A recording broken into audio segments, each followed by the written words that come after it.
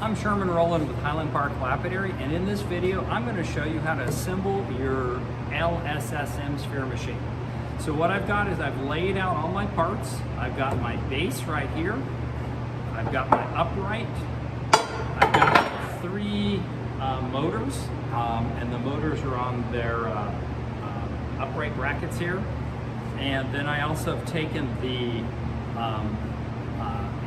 clamps, and I've removed the nuts and the washers off of all those. So I've got all my parts laid out. I'm going to need to have a 1/2 inch wrench and a 3/4 inch wrench, and then of course I'll add my bungee cord on at the end. So let's start first with the first step. All right, the first step is to look at your motor assembly, and you'll notice that the water and switch assembly, there's 3 wires coming off the back. One of those wires is your longest wire, and that's going to go to the motor that's going to be in the front. Then the 2 other wires are going to be for the motors in the back. So once I've organized that, I know by looking at the length of the wires, these are 2 shorter wires. They're coming off the, on the switch, if you look, they're coming off the left side, and then the longest wire is coming off, the longest wire is coming off the right side from your perspective, and the 2 other shorter ones are on the left, looking at the front of the switch box. So my next step at this point in time is to take my upright bar. This is the bar that holds the canister for water. I'm going to put that in place, and I'm going to using a 3/4 inch wrench to snug this bolt down. And this is the bar that's going to hold your water canister. And then my next step is I'll move my motors a little closer, and I'm going to move the water canister up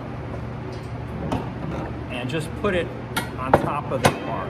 So you can see this sitting on there. And now I'm going to take the first of my 3 clamps, and I'm going to use a hammer. I use a hammer because I need that clamp to hold itself up so I can put the motor on. So I'm going to lift this up. So here what I'm doing is, you can see I'm slipping the, in the bottom here, I'm slipping this clamp through, and I'm pushing it on up. Once I push that clamp up from the bottom, I'm going to take my hammer, just the handle of the hammer, I'm going to put it underneath there so it holds that clamp up. So you can see right here that hammer's just stuck under there, it's holding this up. And now I can take the motor that has the longest cord, and I'm going to put that into this location. So moving this up, take that motor, and I'm going to put that into this location. Just going to finagle that in. And sometimes you have to just tap these a little bit to get them to go on. There we go. And now I'm going to take a flat washer on both of bolts, then a lock washer on both bolts, and then 2 nuts. And I'm just going to put these on hand tight for right now, and then this one will stand up. So there's my first upright in place. Now I'm going to go around the back of the machine. The wire that's going to be on my far right here, if you look as I swivel the box around, the wire that goes to the far right is going to go to the right side on the back. Do the same thing.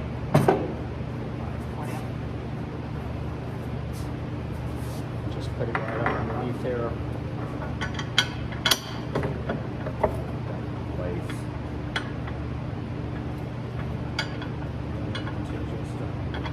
Put my motor in place. Put the wire on the left side of it.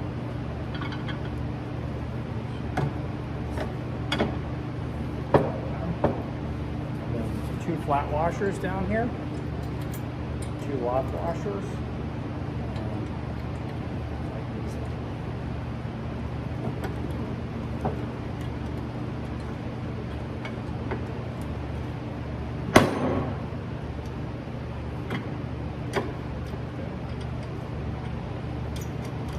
I'm just going to do these hand tight.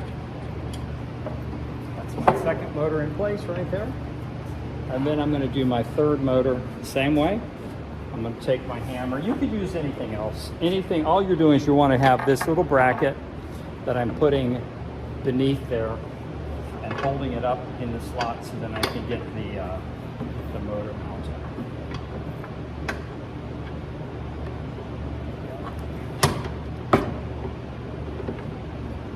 Slip this over here. And then taking nuts and bolts. Put those in place. Flat washers first, then lock washers. The lock washers are the one that has the little slit in them, so that when it compresses, it keeps it from doing itself. And then there we have the machine in its basic setup. So if you can see here, I've got my water reservoir in place, and I got my 3 heads, grinding heads. You'll note that this adapter is already mounted on the motor. This does come with some additional adapters if you want to use pipe fittings. We don't particularly recommend pipe fittings because it's slow and generally fairly hard on it, but it is doable. So the next step we're going to do here is I'm going to put the water valve on. Here I've actually assembled the water valve here, but what will come in your unit is a straight piece of tubing. It's got a compression fitting and then this valve. This valve assembly just goes up top here, and I'll just have to do this so I can put this together.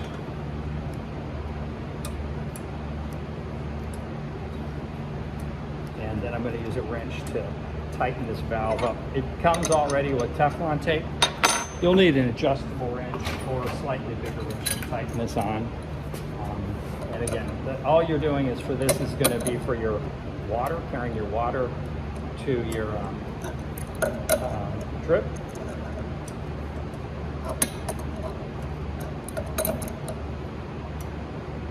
And it'll face away. So the switch box is actually going to face away from you. And then at this point in time, now that I've got that in place, I'm going to tighten this little 1/2-inch bolt on the top. And that's going to tighten against the shaft, so then this no longer wiggles the watering canister. There's that 1/2-inch bolt is right there. So I've got my watering here. And then my next step is to put my sphere cups on. Here I'm going to take my sphere cups. Those are going to just screw right onto these fittings.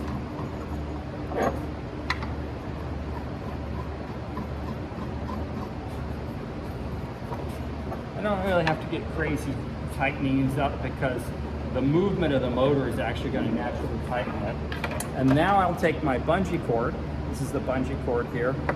The bungee cord I'm going to use to be able to hold the 3 heads together. And I have a spare preform right here, so I'll be taking bungee cord. I'm going to hook it on one side, and then I'm going to actually pull these heads together.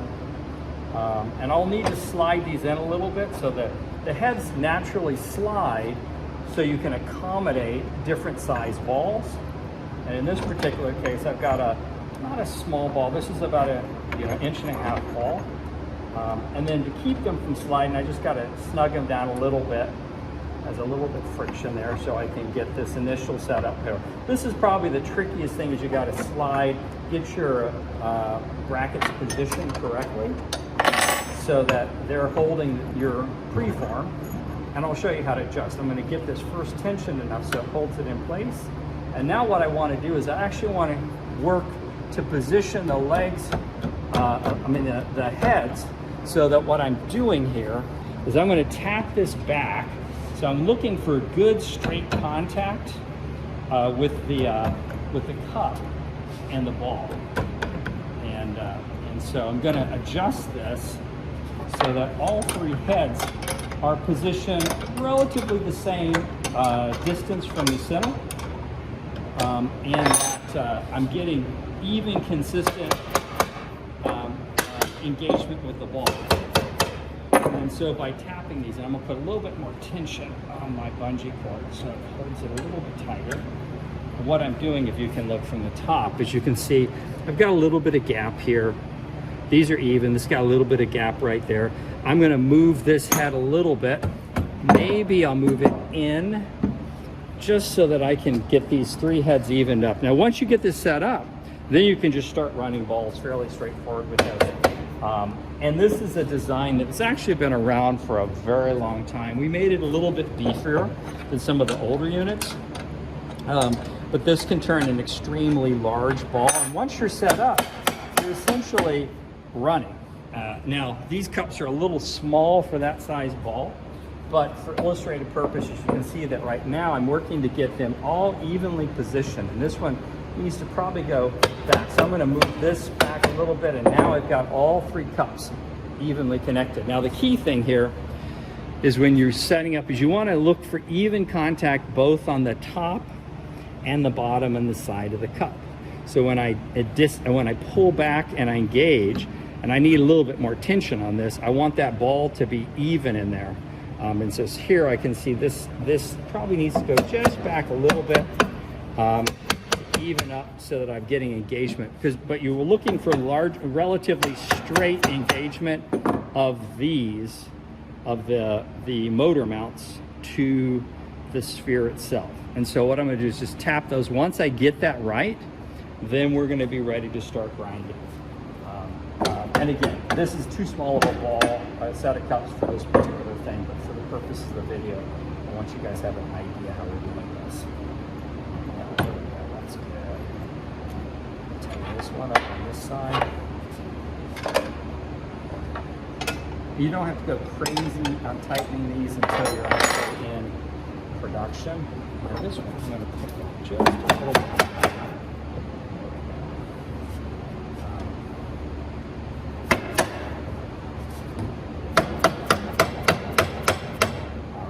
And so you're working to have all 3 heads contacting the ball in the same position, because that'll give you optimal rotation when you run the machine.